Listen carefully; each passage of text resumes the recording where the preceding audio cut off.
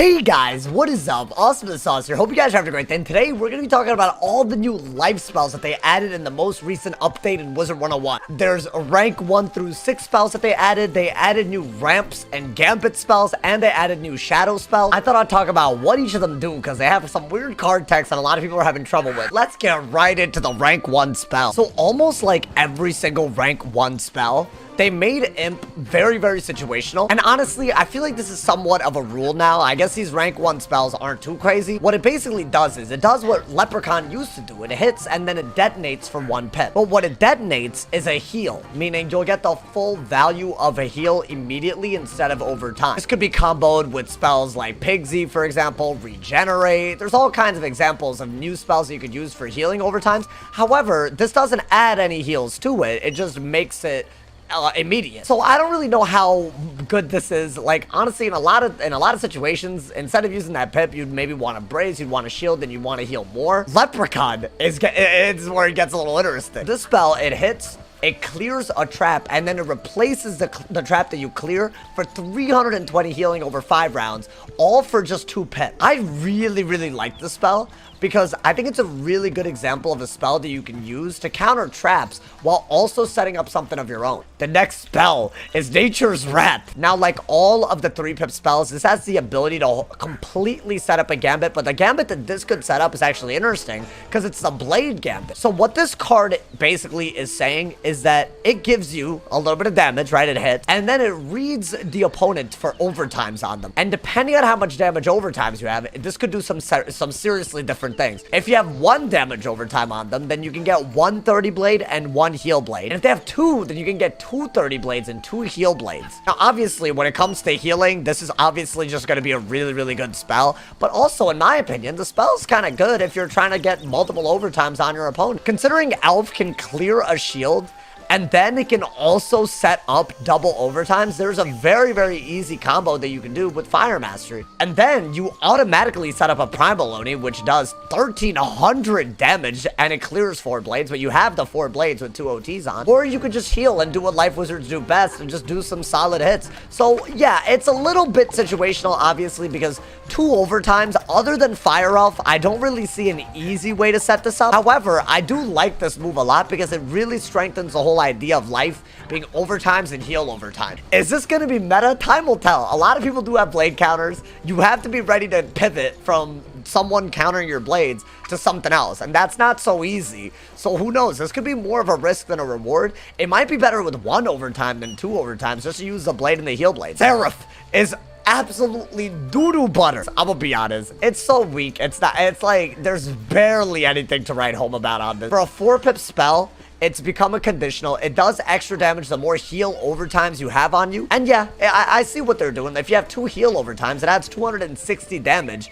making this spell do a total of 565 damage. But the real issue is always going to be, how do you get 2 heal overtimes on yourself and also pull Seraph when you need to cycle for other big hit cards? It's essentially like a mini Scion. I don't really think it's worth it. I don't know if it's worth packing whatsoever. And let's not forget, Seraph used to be a 4-pip hit into the shift, and now they've made Camp Bandit into that for barely any increase in damage, which means, yes, you can still shift OTs, but it requires an extra round, meaning triage might almost always be a safer bet. Regardless of how good Seraph is as a spell, what it used to be indicates that this is somewhat of a nerf for what life can do against overtimes when it comes to punishing you with your own damage. But they added another anti-overtime in Life's toolkit, I guess, to make up for it, and this one's interesting. It basically does a little bit of damage, and then it clears OTs on yourself to put 200 damage life overtime for 5 rounds on. Now, I could be mistaken, but I don't think that if you clear 2 OTs on yourself, that it puts 2 OTs on your opponent. If it does, then this is actually pretty decent. If someone is actually setting up a damage overtime, you know, setup on you, like, I don't know, maybe out of Elf,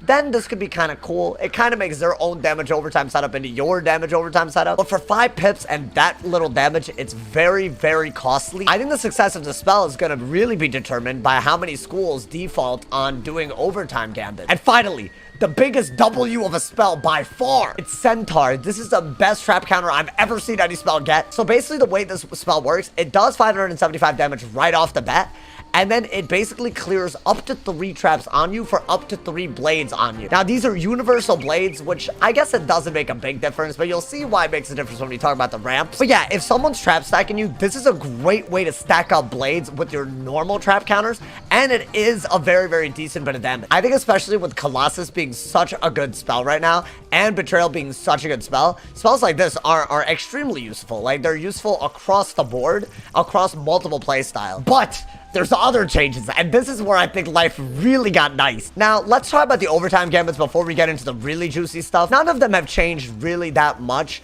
If you really look at all the overtimes, they don't really set up double overtimes anymore. So Tranquility, it clears up to 3 traps, and then it adds 1 heal overtime on yourself, meaning it doesn't clear 3 traps for 3 heal overtimes like it used to. This is probably going to be a pretty powerful heal, and it should ramp up to a more and more powerful heal the more traps you have on you. It's the same concept with Meditation and Jin's Affliction. They both clear 1 damage overtime on yourself for various effects. In my opinion, the best change that they've done for life in this update when it comes to these spells is Oni's Naturalism. Now, at face value, it looks like it hasn't changed, but it clears up to 3 traps for up to 3 blades, but the blades are 55 blades. Unfortunately, in PvP, you cannot sharpen these, so you cannot make them into 65 blades, which I think would have made this utterly busted. But now, trapping against a life is a one-way ticket to either getting wrecked by the 55 blades or requiring that you're ready to counter the blades that are impending. Honestly, with this spell in the game, I don't recommend trap stacking anyways against life. I recommend trapping strategically. But are the gambits good? We've already looked at Primal Oni.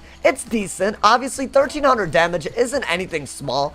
It is more powerful than it used to be. I just think that when you're looking at getting 4 blades on you, it's not easy. But that's not the only gambit they got. Y'all might have already noticed that Jin is very, very different. Now, in my opinion, this is one of the more disappointing changes because it does 820 damage as a protected overtime by itself, and it adds a very measly 240 damage to just detonate immediately, essentially. But the risk that you're taking of someone countering that overtime to set this up, and, you know, hence the word gambit, it's not really rewarded for if you're only getting 240 damage out of it. Definitely not a fan of this spell whatsoever. It's like really bad in my opinion. I don't know why it's so garbage. Maybe it's like their new philosophy on damage overtimes in general, but as a gambit, I think this is the worst spell. It's 7 pips. That's why it's weak compared to the previous, but still, it's so bad. What's very interesting is that this Scion is 9 pips.